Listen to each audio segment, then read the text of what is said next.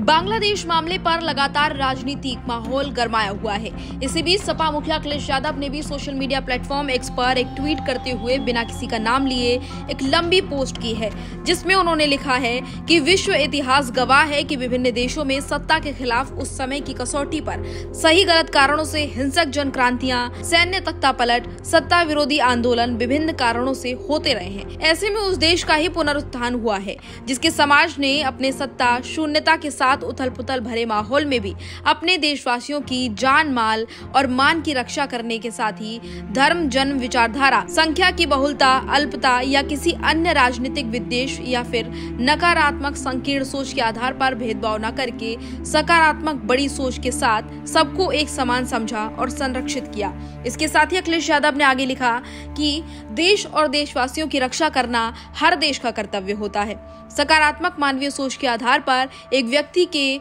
रूप में हर निवासी पड़ोसी की रक्षा करना भी हर सभ्य समाज का मानवीय दायित्व होता है, फिर चाहे वह किसी काल, परिस्थिति, स्थान पर कहीं पर भी हो। विशेष रूप से रेखांकित करने की एक बात इतिहास में भी सिखाता है इतिहास कि किसी और देश की राजनीतिक हालातों का इस्तेमाल जो सत्ता में अपने देश के अंदर अपनी सियासी मंसूबों को पूरा करने के लिए करती है, वो देश को आंतरिक स्तर पर कमजोर करती है। इसके साथ ही अखिलेश यादव ने आगे लिखा कि कई बार किसी देश के आंतरिक मामले में प्रभावित होने वाले किसी अन्य देश द्वारा एकल स्तर पर हस्तक्षेप करना वैश्विक राजनयिक मानकों पर उचित नहीं माना जाता है, परंतु ऐसे में उस प्रभावित देश और उसके अपने सांस्कृतिक रूप से संबंधित व्यक्तियों की चतुर्दिक रक्षा के लिए उस देश को अपनी मूल विदेश नीति को सक्रिय करते हुए विश्व बिरादरी के साथ मिलकर साहसपूर्ण, सकारात्मक, मुखर पहल करनी चाहिए, जिससे सार्थक समाधान निकल सके। अखिलेश यादव ने आगे लिखा कि जो सरकार ऐसे में मूक दर्शक बनी रहेगी,